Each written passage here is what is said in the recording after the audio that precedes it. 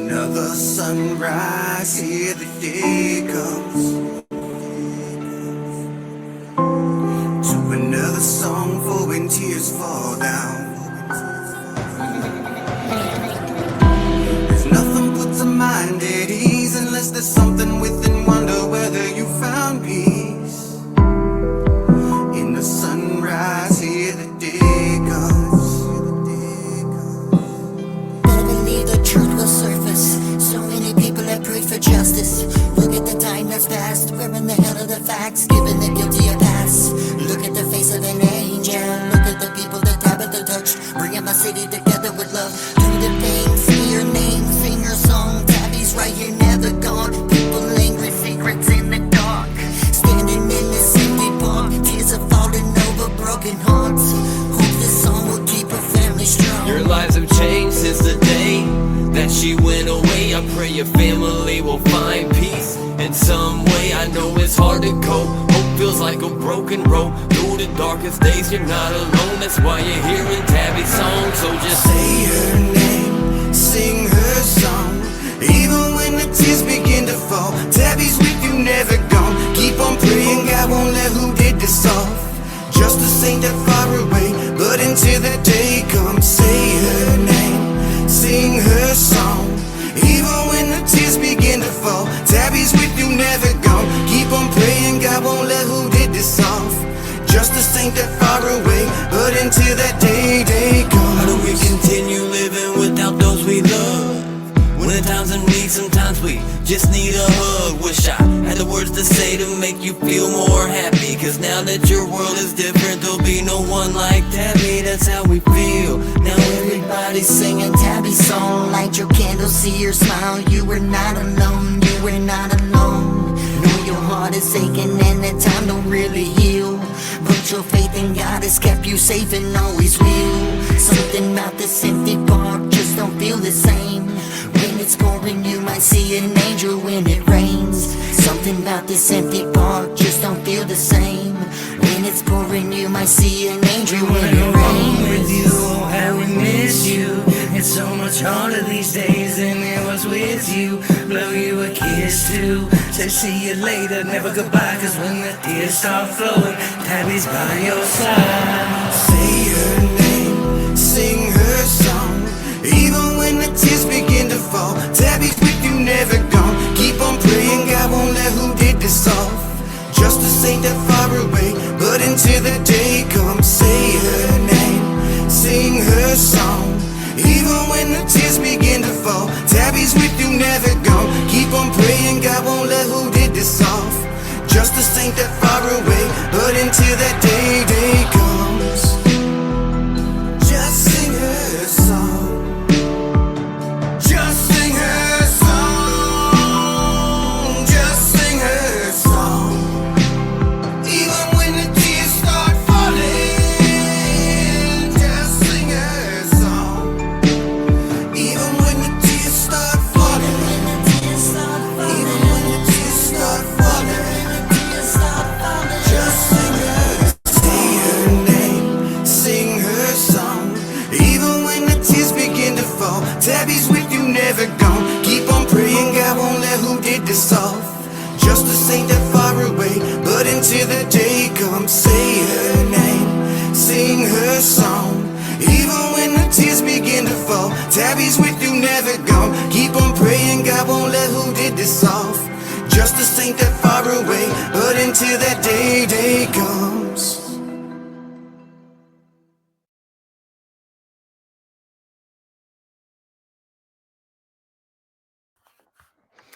Hi, everyone. I'm back with Chapter 6 of What Happened to Tabi by Josh Sigler. It's been a crazy day. A lot of people are getting storms, and we're getting snow. So if you're in these affected areas, I hope everyone is safe. And we're going to continue on with Chapter 6. Like I said, this is a very long chapter, so this is probably going to have to be done in 2 or 3 parts. But let's begin.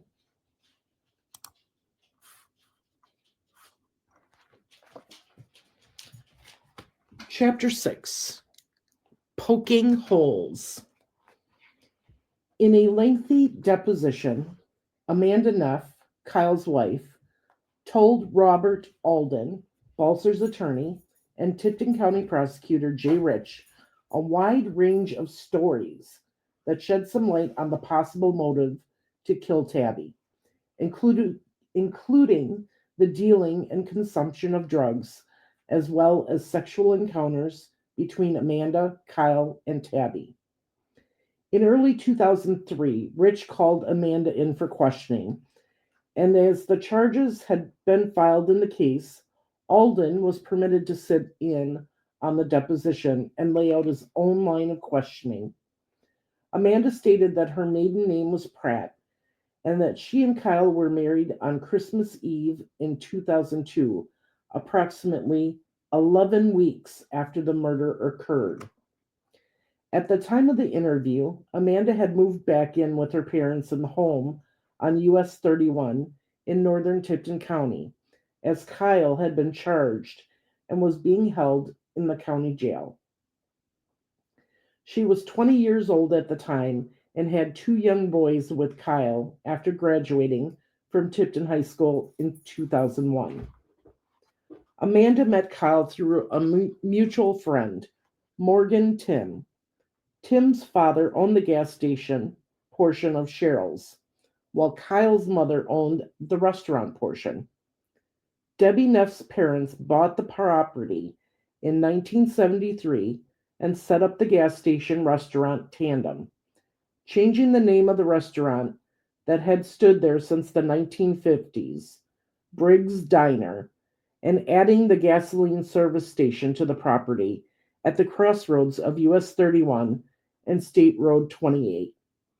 Debbie bought the restaurant portion from her parents, Bill and Ann Sherrill, in 1993.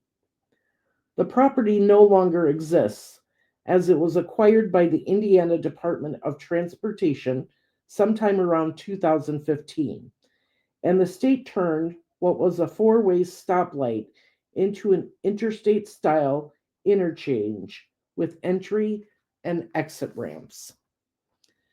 Tim introduced Kyle and Amanda at the Tipton County Pork Festival in 2000. Kyle was a few years older than Amanda, but the two started dating shortly thereafter, while Amanda was a junior in high school. At the time that the couple met, Amanda stated that she did know Tabitha Raines, having seen her around school.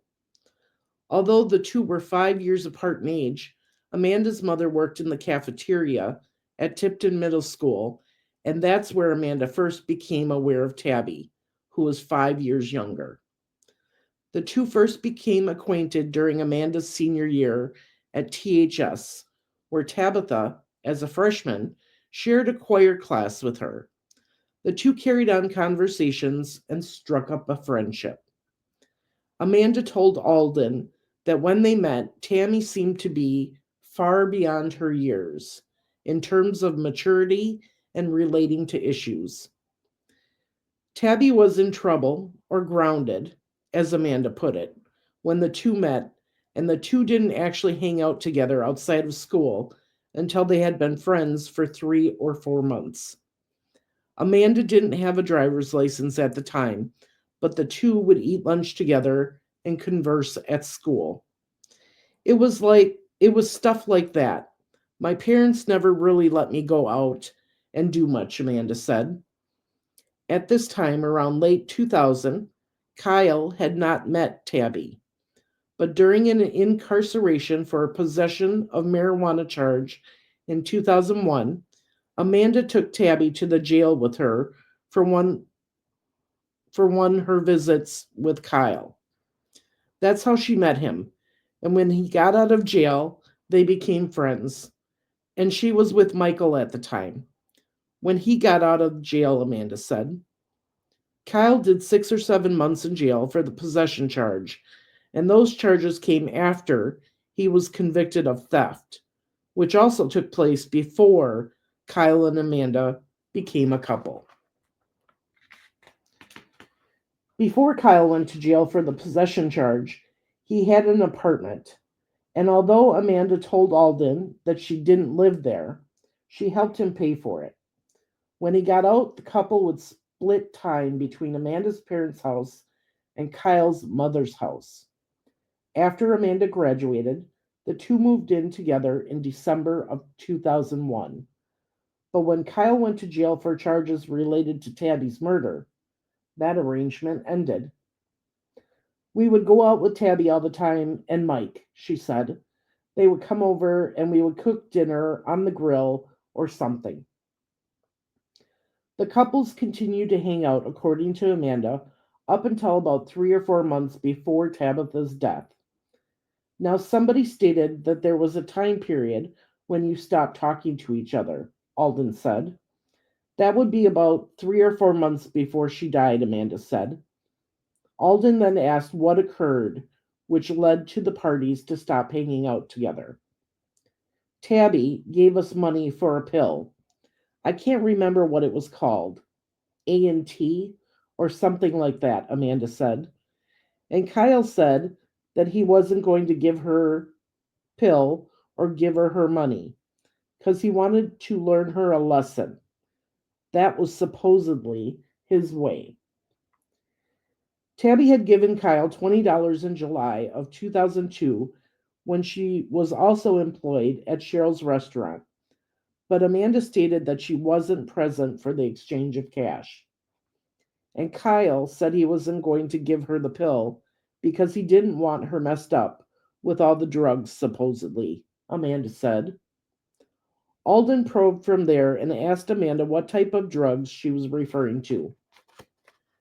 Ecstasy, coke, alcohol, pot, any kind of pill she would take, Amanda said. That's about all that I have seen her do. And Kyle is the person who provided all of these drugs to her? Alden asked. Yeah, and sometimes she could get them on her own, Amanda replied. I don't know who she got them from. When did she start doing all these drugs? After she met you and Kyle? Alden prodded further. Yeah, she was smoking pot before she met me. Way before she met me. So she probably started smoking pot in middle school, Amanda said. But you and Kyle introduced her to ecstasy? Cocaine? Alden asked. Yeah, Kyle introduced me and her to that, Amanda stated.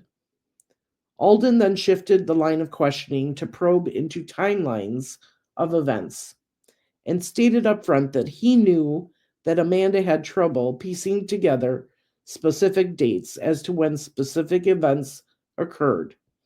To combat that, Alden asked her to tell him if an event took place before other events that she showed to have a grasp of timelines for. I have it written down that you and Kyle and Tabi and Michael started doing couple things from April 19th, 2001 up until 3 to 4 months before she disappeared, which would have been July of 2002, he said. Amanda gave an in agreement with the statement. Now, during this period of time, did you, Kyle, and Tabi have a threesome? Yes, Amanda said. Alden asked her to recall the month in which that sexual encounter took place, but Amanda wasn't sure, but did state that Michael did not participate in it. She added that it was her and Kyle's idea, but that she brought it up one night when she had been drinking. Tabi was present when the idea came up. We didn't really talk about it. It just kind of happened, Amanda said. The three had all been drinking, and the encounter took place in Buffy, Tabi's mother's old trailer, according to Amanda. Michael was not present at the time. Rather, he was at his mother's house. Buffy was out of town, and we were staying the night over there. Me and Kyle were, Amanda said. Yeah, Buffy was out of town.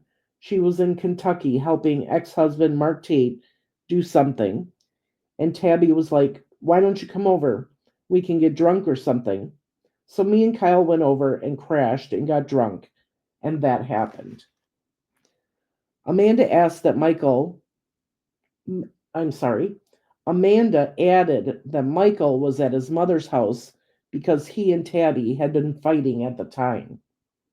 They were arguing, and they did it all the time, Amanda said. Amanda was able to pinpoint that the encounter took place before Drake was born. Now there was question that Drake, Tabby's baby, might be Kyle's, she said. Tabby questioned a lot in the beginning if Drake was Kyle's baby. And as time went on, she didn't think it was anybody else's baby but Mike's because of baby pictures, is what she said. She would always show me baby pictures. Alden paused and then raised another question. The reason she thought it might be Kyle's is because Kyle had intercourse with her in the trailer, and she thought she might have become pregnant at that time. Is that what you're saying? He asked. Exactly. Uh huh, Amanda said. Amanda explained that there were several other instances where Tabby and Amanda brought up the idea of two couples engaging in four-way sexual encounters, but that Kyle would always nix the idea because he didn't want Amanda engaging in sex acts with another man. Did Michael know about Tabby having sex with Kyle or not? Alden asked. No, Amanda said, adding that she, Kyle, and Tabby had a pact that they wouldn't tell Michael about it. A line of questioning regarding whether Amanda and Tabby had any sexual encounters between just the two of them seemed to agitate Amanda. In an outburst of words that flowed freely, unlike any point previously in the interview, she began to explain another encounter. Well, it's hard. You're getting me all confused, she said. Okay, this is what happened. She came over to our house one night. Her and Kyle ate some ecstasy. I don't take much speeds because I have a bad heart. After all of that, she came upstairs because me and Kyle were upstairs sleeping, and her and Michael was on the couch. She was staying at our house when we lived at the greenhouse at 28 and 31. When she came upstairs, she was in a t-shirt, only in a button-up t-shirt, and she wasn't wearing anything else. And she walks up and sits on the bed. She was telling Kyle that Michael said it was okay, that if she would come upstairs and we could have a threesome together. That is what she said. And Kyle was like, okay, whatever. And I was tired. I was exhausted, and I didn't feel like doing anything. So I said, no, I don't want to. You guys can just do whatever. I don't care. I'm going to sleep. Then Kyle swore to me that he didn't do anything. So I don't know what happened that night. I went to sleep. But that is the only other situation that arose. Well, you just fell asleep while she was still on the bed, you mean? Alden asked further. Yeah, Amanda said. Alden asked her if it would make her jealous if she knew that Kyle was having sexual relations with Tabby independently away from Amanda. Amanda said that she wouldn't be, because she brought it on herself, making Kyle think that doing so was okay. Were you aware that Kyle and Tabby would spend time together while you were at home with the children? Alden asked. Uh-huh, Amanda said. And what was your feeling about that? I didn't care. They were friends. So if someone said that you were upset about it, that you didn't like the fact that the way his motorcycle was, and how close she came to him when she was riding his motorcycle, are you saying that's Alden asked before Amanda seemed to interrupt him. I may have, but Amanda offered. Why would you say it if you weren't jealous? I don't know, she said. Stupid, immature, start stuff. Start stuff? What's that mean? Arguments. I used to like to start arguments really bad. So are you saying you probably did say something like that at one time? Oh, yeah. I mean, Tabby came to me one time at my house and told me, I'm going to do everything in my power to take Kyle away from you because I love him. Amanda elaborated. I was like, okay, do what you want. I don't care. I mean, if she was here, she would tell you the same thing. Alden pressed on. And why would you not care? Because obviously he doesn't love me as much as he says he does if he does stuff with her, she said. And you didn't care whether he stayed with you or not? In a sense, yeah, I did. Alden began to catch her talking in circles. That's not consistent to me. Can you explain that? Okay, like if you were to go and make a mistake and have sex with Tabi once, that would be a different story. Now, if he would do it over and over again, I wouldn't be with him. So if you would have known that he was having multiple acts of sex with Tabi, then you would have been upset? Steadfastly, she replied, yes, not at Tabi, at Kyle. Alden seemed to know he had her worked up, and then shifted the line of questioning again. All right, now as far as drugs are concerned, are you telling me that from the date of July 2002, when she gave Kyle $20, he said he didn't want her to be messed up in all the drugs? Are you telling me that? My guess it could be more like August now that I think about it, she said, because we were talking about that threesome, and I was thinking about that. All right, Alden continued, from August when she gave him the $20 and he said he didn't want her messed up in the drugs. Are you telling me it's your understanding that Kyle never gave her any drugs after that? That is my understanding, yes. And why would that be your understanding? Did you ever ask him? Uh-huh. And he told you that even though he was spending time with her, he wasn't supplying her with drugs? Like she called asking about her money. She explained, Kyle gave me the phone. Don't ask me why. And she started getting crappy with me. And I started getting crappy back with her. That it wasn't my fault and she needed to back off and leave me alone.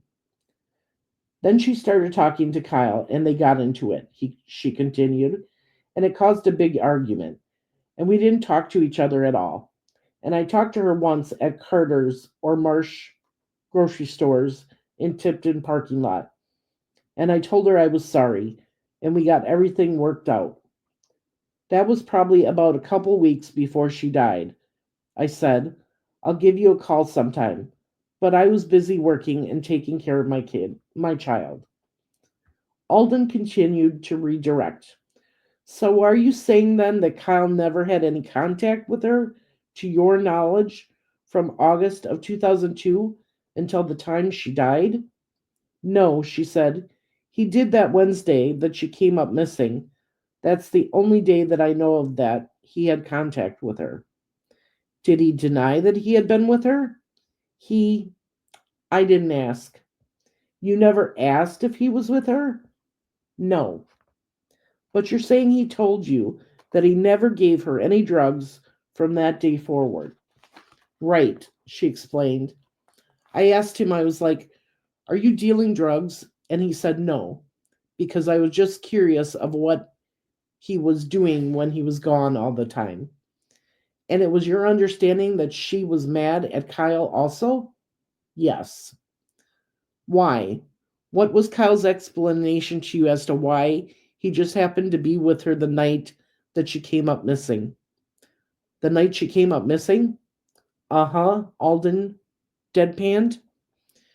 Because he drove by the village pantry and he said that he saw her, and she looked like she was dismayed or troubled, he explained. And I was like, okay. And he said he stopped, and she didn't act any different than normal.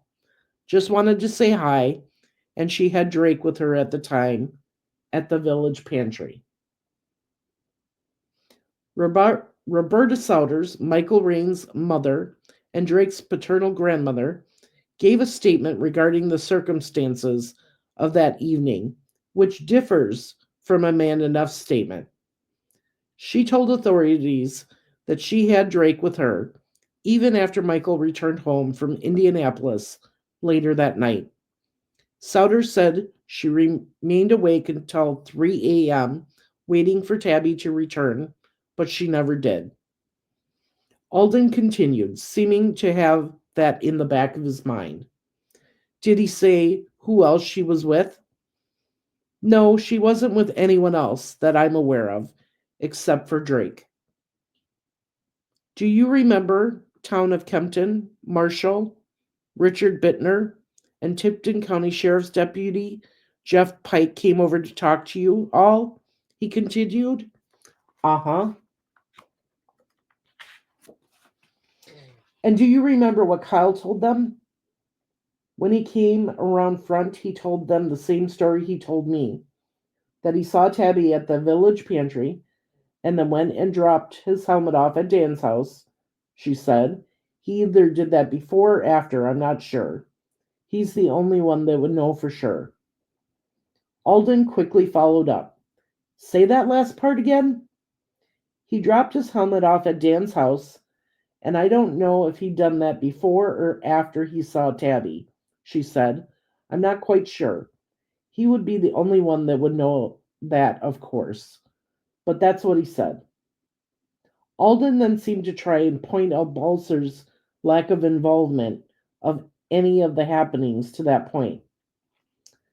She was with Drake, right? Not with any females? Exactly, she said. She was, I guess, waiting supposedly for Liz, is what she told Kyle. I don't know if that is true or not. That is what he told me. Is that what you heard him tell Bittner? Yes. And he specifically mentioned Liz Balser. Yes. And that was at what time? That he saw Tabi or that the cops came to our house? Uh-huh, Alden replied. I have no idea. I don't remember, she said. The time he said he drove by the village pantry and saw Tabi. I don't know, she said. I think around 3:30 or 4, Kyle told me. It? You know it was in the afternoon time. Yes. So if Bittner said when he came to talk to you that Kyle said that he saw Tabi closer to 7 o'clock in the evening, that wouldn't surprise me, she said. And you were there, Alden snapped back. I don't remember Kyle saying a time, honestly. So when you are telling me 3:30 or 4, Amanda cut him off. That's what he told me recently.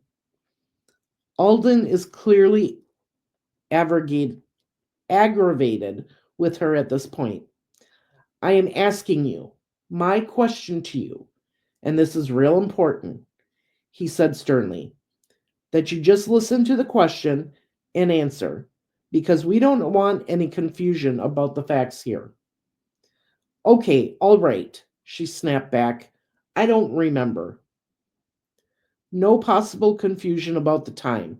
You don't remember what time he told Bittner that he saw her. No, she admitted. But you do remember that he specifically told Bittner that she was with Drake. Right, she continued.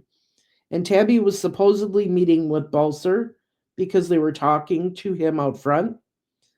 Then he came back around.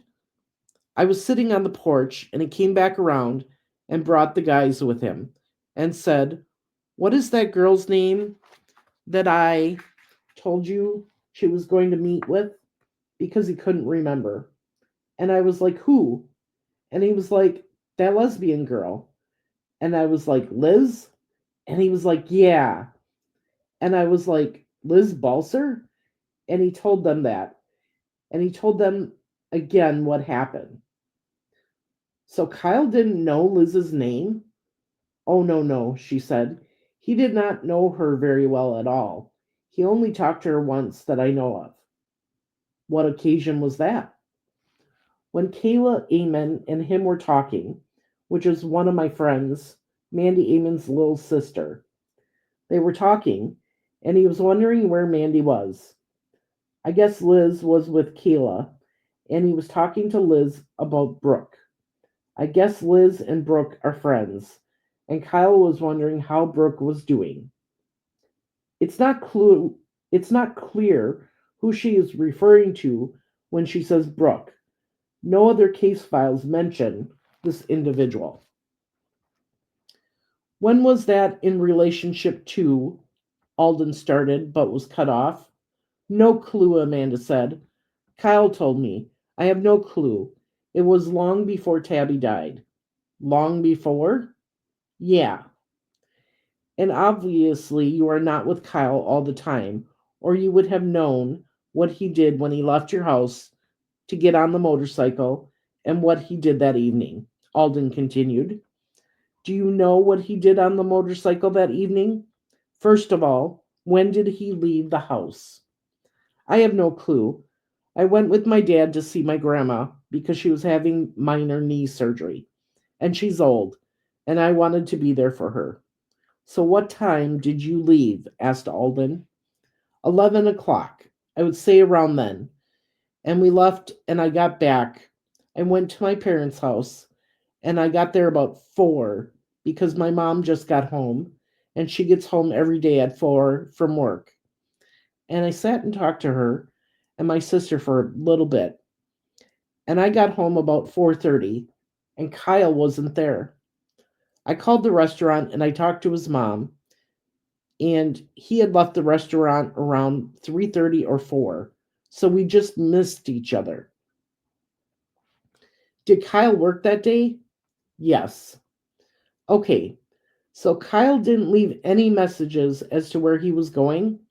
No, he just said he was going on a bike ride. It wasn't unusual. He did it all the time. He told his mom to tell me. All right, so when did he return? In between 9:30 and 10. Are you sure? I am positive. When he got home, what did you say to him? He said he went riding around, and when he hit Noblesville, he went to a gas station there and got some gas. He called me from his mom's house at 9, and he told me he had to stop by Gas America and get cigarettes. And he was home by 9:30 or 10, which would have been about the average time for him to be home, taking the back roads, so that he could just enjoy the it was a nice day. Was his mother there at 9 when he called? No, she doesn't. Well, she kind of lives there, not really, off and on. It was her house in Tipton. She lives with her boyfriend in Noblesville.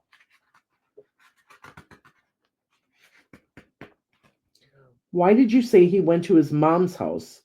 Are you aware whether or not the police have checked out phone records from his mother's house? I'm about positive he was, because I had caller ID at that time, and it said the number, Debbie Neff, and it was his mom's phone number. So you saw them both? Yes. And it was him on the other end of the phone? Yes. All right, so he comes home and he says he's been to Noblesville. Alden asked.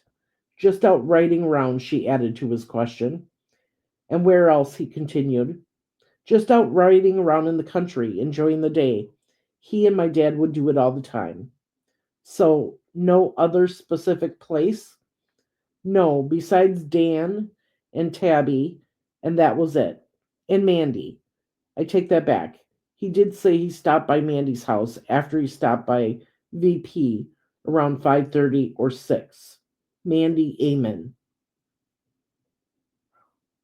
Okay, now as you know, by hearsay, Tabi had told Michael's mother that she was going to the hospital to visit your grandmother. How could Tabi had possibly known that your grandmother was in the hospital? Kyle told her when they saw each other at VP. Kyle told her, and it was not unusual for Tabi to come up with some ungodly excuse to get rid of Drake so she could go party. It was not unusual. She would do it all the time. So the only way that Tabi would have known that your grandmother was in the hospital was when Kyle told her when he saw her at the VP. Uh-huh, replied Amanda. Did he tell you that he told her at the VP that your grandmother was in the hospital? Not until all of this stuff came up. He didn't think about it. Not until Roberta said that him or me or somebody, I don't know who she said she went with, but not until after that, I didn't know that he told her. When did Kyle tell you that he told Tabi that your grandmother was in the hospital? I actually found out on my own. How did you find out on your own? Tabi didn't tell you, so. No, Debbie, his mom.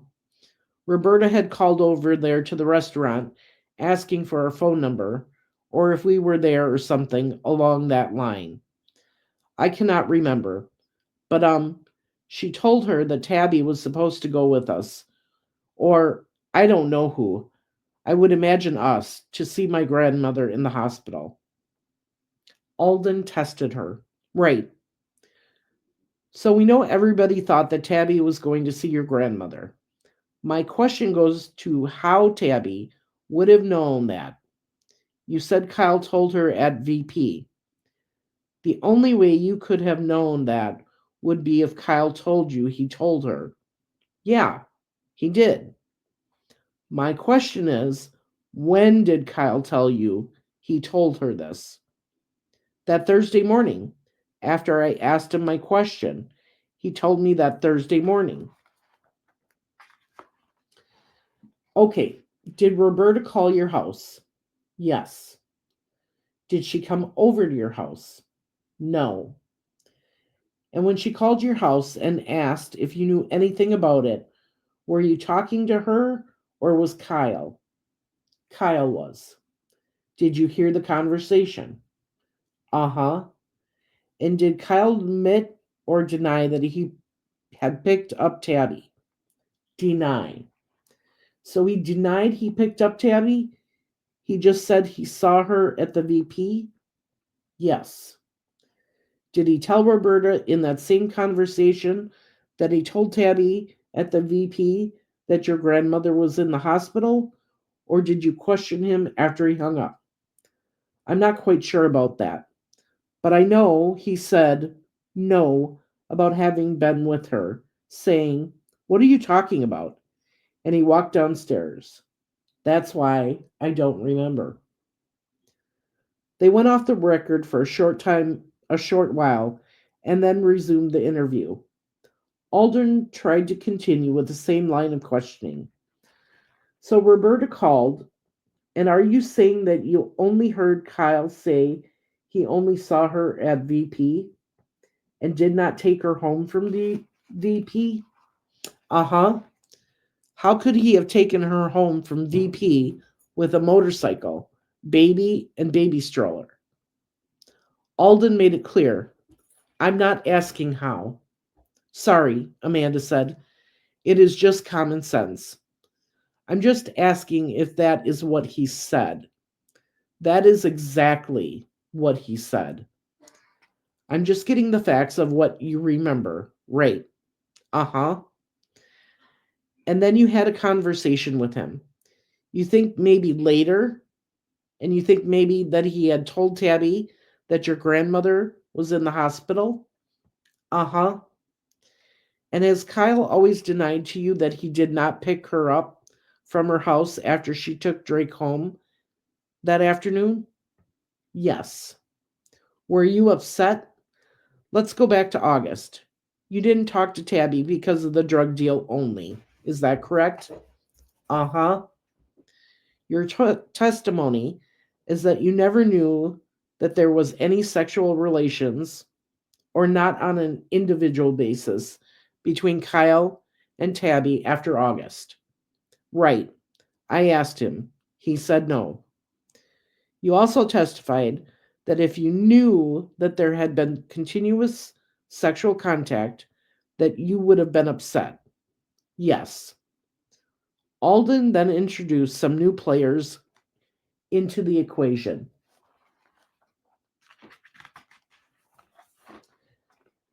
Do you remember whether or not Emily Brown came over to your house with Amber Eaton and Tiffany Boatwright? Alden asked.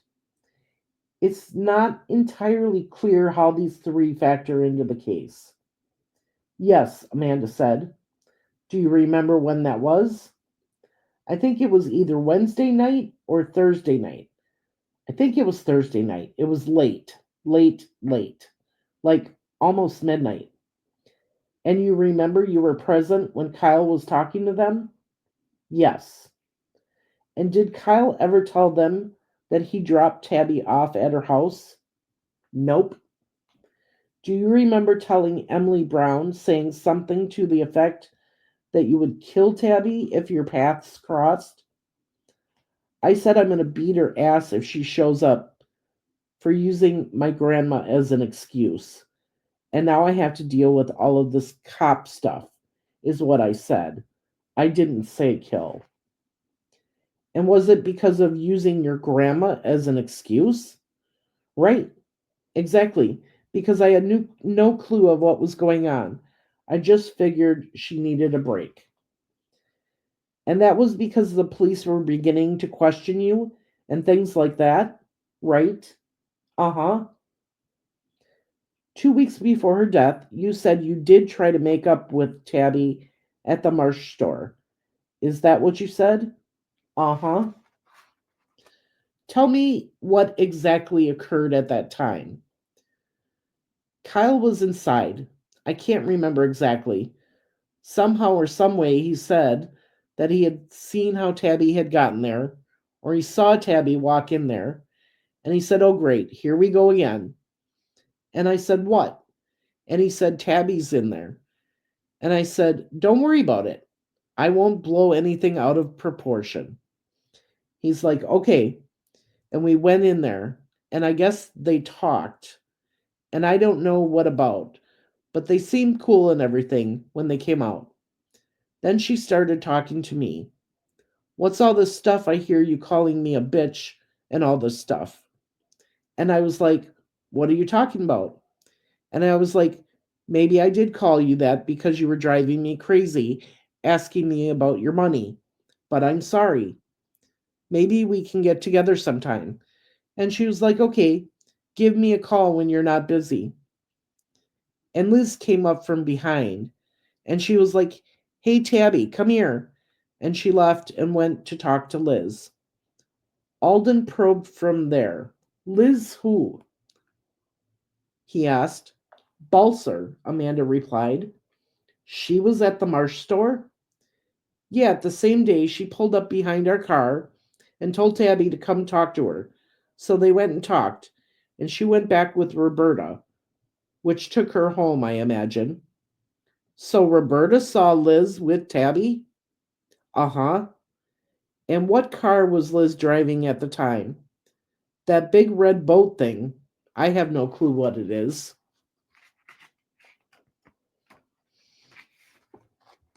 "Did you say anything to Tabby about a drug dealer from Indianapolis?" Alden asked. "Yes." "So, was that at the time at the Marsh store?" "No. Actually, it was right before we had our breakup that it happened. You could actually, if they have the phone records, I don't know. But when we got our phone number changed is when that happened. It used to be number, then it changed to number, I think." "So before the breakup in August, you had talked to Tabby and told her Kyle had been threatened by this drug dealer?" "No, me and him both. Actually, our family." "Tell me about the threat. Then tell me about the conversation you had with Tabby."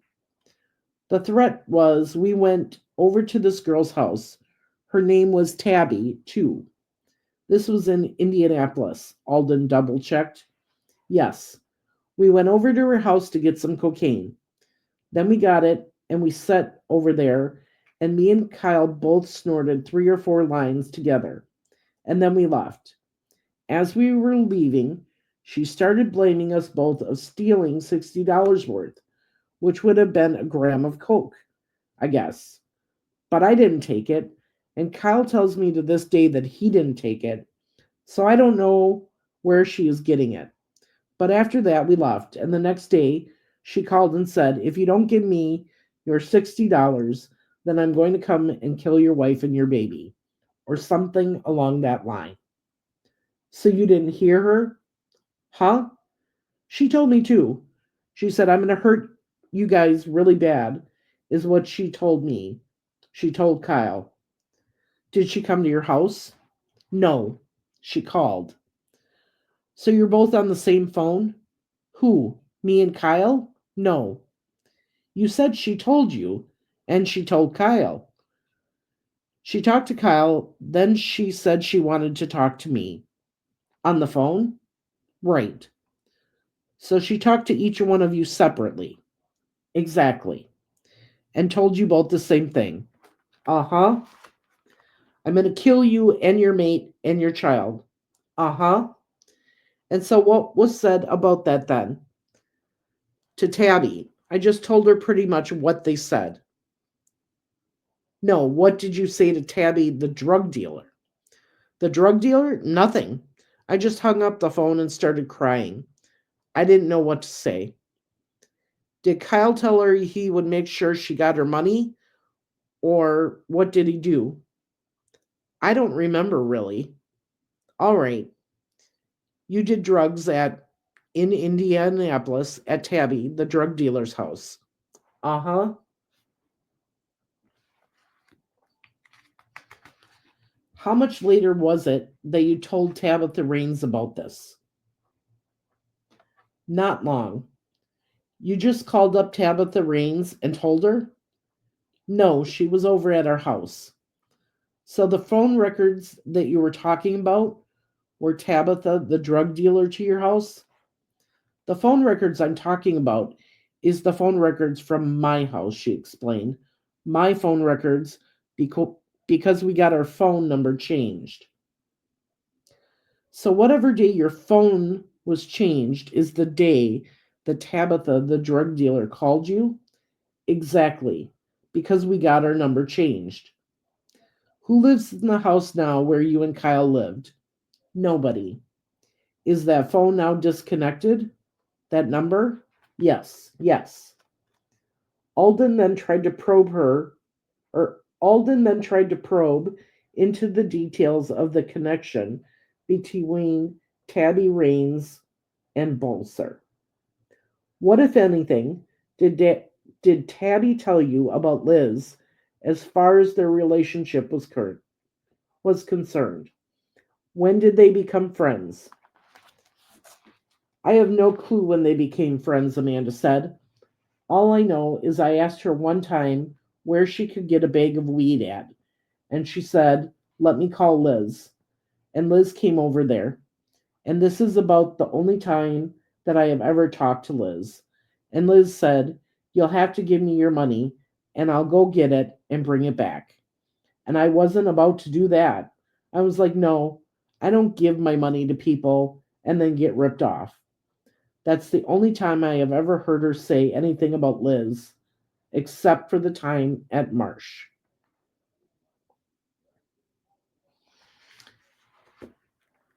All right, everybody. We are going to take a break from chapter 6. Got through a good portion of it. There is a lot more to go. So I'm thinking this is going to have to be in 3 installments as I'm flipping through the pages here. Because I don't want to have these be too long as it's done as a podcast format. So I will get this uploaded and onto the Beyond the Evidence YouTube site under the videos. Tomorrow I will continue reading and recording chapter 6, and we'll see how it goes from there. As I'm reading this book out loud to you, I'm finding a lot of inconsistencies with what the actual depositions and things are saying. that I've read in the past. Please, if you're also seeing these inconsistencies, put them in the comments below or get a hold of me. I need more eyes on this. Andrea and I know what we're seeing, but because we're so invested in this, we could miss some things. So I just want everyone, as they go through the current or the previous videos of the documents, deposition statements, and then what's being said in this book, to keep that in mind. I appreciate your help with this. Have a great night, and I will see you soon with part 2 of chapter 6. Thank you, and have a good night.